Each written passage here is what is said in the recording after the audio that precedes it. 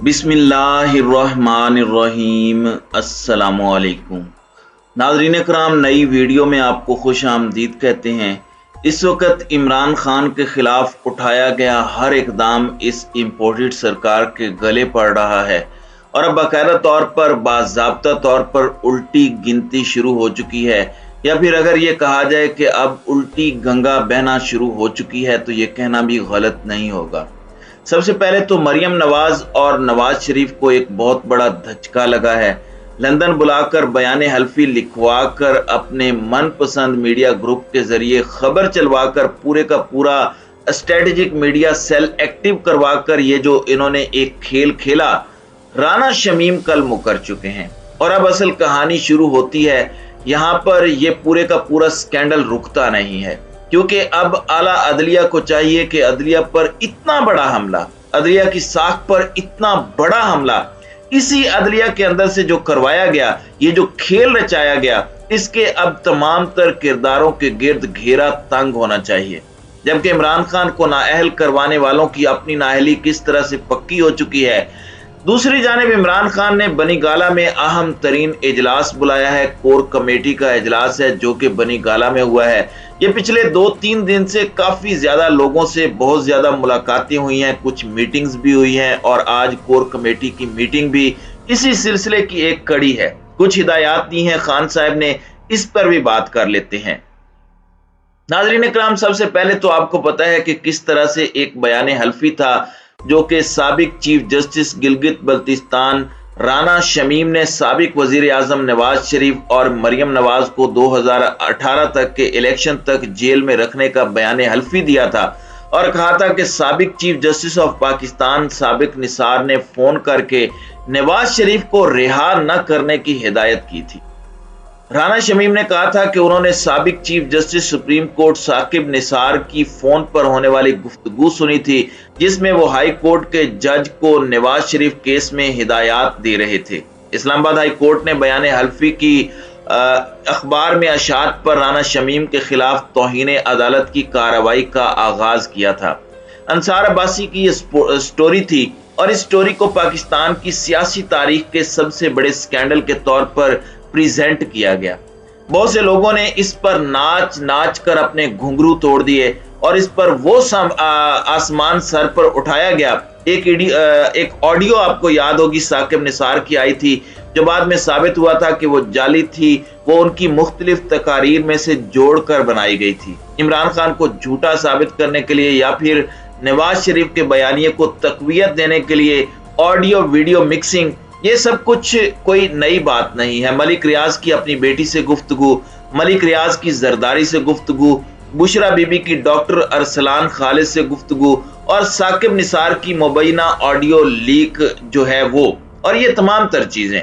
अब ये बयान हल्फी भी उसी सिलसिले की एक कड़ी था। ये उसी लैब के अंदर तैयार किया गया था जहां पर ये सारी ऑडियो वीडियो का गंदा खेल खेला जाता है। लेकिन अब राना शमीम ने खुदकुश हमला कर दिया है मरियम नवाज और नवाज शरीफ पर, और उन्होंने तौहीन अदालत केस में अपने बयान हल्फी से लाताल्लुकी का इजहार कर दिया है और अपने तमाम तर इल्जामात राना शमीम ने, जो लंदन में मौजूद थे, और ये बयान भी लंदन में ही लिखवाया गया था और मुबैना तौर पर इत्तलाआत ये थी कि नवाज शरीफ ने लिखवाया है। अब मैं आपको ये बता दूं कि उन्होंने अपना नया बयान हल्फी जमा करवा दिया है और एक बार फिर अदालत से गैर मशरूत माफी मांगते हुए कहा है कि मैं खुद को अदालत के रहमो करम पर छोड़ता हूं। उन्होंने कहा कि मैं माफी मांगता हूं, जो दुरुस्त नहीं था मेरा बयान हल्फी में गलती से हाई कोर्ट के जज का नाम शामिल हो गया था। 10 नवंबर 2019 के बयान हल्फी में जज का नाम मिसअंडरस्टैंडिंग की वजह से शामिल हुआ। अपनी संगीन गलती पर माफी का तलबगार हूं, जो दरअसल नहीं होनी चाहिए थी। और उन्होंने कहा कि मैं अपना बयान हल्फी का मतन वापस लेता हूं, गलत और गैर जरूरी बयान हल्फी पर माफी मांगता हूं। नाज़रीन इकराम, इससे डायरेक्ट माफी कोई नहीं हो सकती और इससे ज्यादा क्लियर एतराफ जुर्म नहीं हो सकता। और इस सब के अंदर साबिक जज राना शमीम अपने बयान हल्फी से तो मुनहरिफ हो गए हैं। इस्लामाबाद हाई कोर्ट में माफीनामा भी जमा हो चुका है उनका। लेकिन सवाल ये पैदा होता है कि पाकिस्तान का जो सबसे बड़ा नाम नेहाद मीडिया ग्रुप है, उसने ये खबर छापी अंसार अब्बासी ने यह खबर छापी और अदलिया का वकार जो मजरूह हुआ, जज के हवाले से जो इल्जाम लगा, ये तमाम तर चीजें उनका किससे सवाल होना चाहिए, इसका जवाब कौन देगा। सिर्फ और सिर्फ हक और सच की बात करने वाले चैनल्स को आप बंद कर देते हैं। पाकिस्तान के साबिक वजीर आजम जिस पर एक दाग नहीं है, कोई केस इस तरह का नहीं है, कोई जुर्म उस पर साबित नहीं हो सका, उसकी तकरीरें नशर करने पर आप चैनल्स को बंद कर देते हैं। आप मुहिबे वतन सहाफियों जो पाकिस्तान की मोहब्बत में वो कर्ज भी उतार चुके हैं जो उन पर वाजिब भी नहीं थे, उन सहाफियों को निशाना बना लेते हैं। तो ये एक बड़ी डिसाइसिव मूवमेंट है और मैं ये समझता हूं कि जिन्होंने ये बयान हल्फी लिया, ये पूरे का पूरा गिरोह बेनकाब होना चाहिए। जो डैमेज किया गया हमारे मुअज़्ज़ज़ अदलिया को, हमारे इदारों को, इस डैमेज का अजाला उन्हें सजा देने से ही होगा। और सिर्फ राना शमीम तो एक बहुत छोटा सा किरदार है, ये बहुत छोटा सा एक करैक्टर है इस पूरे के पूरे गेम का, इस पूरे मास्टर प्लान का। इसके असल करैक्टर्स जो हैं उन पर बात की जानी चाहिए, उन तक हाथ पहुंचने चाहिए, फिर मामला ठीक होंगे, फिर मुल्क के अंदर अदलिया बेहतरी की जानिब गामजन हो सकती है।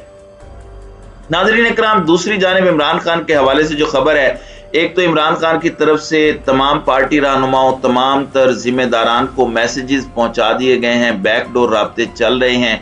मैं बार बार ये डिस्क्लेमर दे रहा हूं, जितनी बैकडोर राब्तों की खबरें आ रही है, मामला तय होने की खबरें आ रही हैं, वो अभी तक दुरुस्त हैं। अगर कुछ ड्रामाई नहीं होता, अगर कुछ ऑफ दी वे नहीं होता, तो फिर प्लान इसी तरह से चलेगा, वरना everything is subject to change. ये टेक्टिव चीजें हैं और इसीलिए इमरान खान भी अपना मोमेंटम कम करने पर बिल्कुल कॉम्प्रोमाइज नहीं कर रहे, अपनी मूवमेंट को कम करना नहीं चाह रहे। अपनी कैंपेन, अपना बयानिया इमरान खान उसे जारी रखे हुए हैं। अगरचे बैकडोर बहुत सी इंश्योरेंसेस दी जा रही हैं, लेकिन इमरान खान पूरी तरह से ट्रस्ट नहीं कर रहे, क्योंकि चीजें बहुत तेजी से बदलती हैं। यही सियासत है, एक लम्हे में पल में तोला और पल में माशा, ये सब चलता है। अब यहाँ पर मैं आपको ये बता दूं कि इस्लामाबाद में इन्होंने अहम तरीन लोगों को तलब किया। 2-3 दिन से बनी गाला में मीटिंग्स हो रही हैं।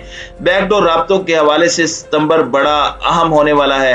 खान साहब ने किसी वजह से सितंबर को कॉल दी है ताकि इसी महीने में मक्कू ठप दिया जाए, और इत्तलाआत अभी तक की यही हैं जो हमें अंदर से मिली हैं कि एक मुस्बत पेशरफ्त हो सकती है अगर इसी तरह से मामलात चलते रहे। अगर सिचुएशन चेंज होती है, कुछ मामलात खराब होते हैं, तो आपको इंशाल्लाह हम अपडेट भी करेंगे। अब इमरान खान की बातों को भी आप लोग अगर ऑब्जर्व करें तो इलेक्शन के साथ इकोनॉमी के मामलात पर भी बात कर रहे हैं। अब इन हुक्मरानों की नाअहली पर भी, और पीटीआई अब बिल्कुल दूसरे मूड में जा रही है जो हुकूमत करने से पहले वाला होता है। और इस वक्त मामला यह है कि अहम तरीन इजलास रोजाना की बुनियाद पर तो हो रहे थे, लेकिन इमरान खान ने बनी गाला में अपनी कोर कमेटी के लोगों को बाकायदा तौर पर बुलाया हुआ है। मीटिंग चल रही है, इस मीटिंग के हवाले से भी डिटेल्स आपके सामने रखनी है। बड़े फैसले मुतवक्के हैं। इत्तलाआत यही हैं कि बैकडोर राब्तों के हवाले से सबको कॉन्फिडेंस में लिया जाएगा, सबको लूप में लिया जाएगा, जो कि लेना भी बहुत जरूरी है। पार्टी को पता होना चाहिए, सबको एक पेज पर होना चाहिए, कंफ्यूजन ना हो, एयर क्लियर हो, और ये पूरे का पूरा मामला इसी तरीके से चले तो बेहतर होगा। तो नाज़रीन इकराम, आपकी इस वीडियो के हवाले से क्या राय है? आप अपनी राय का इजहार कमेंट सेक्शन में जरूर कीजिएगा।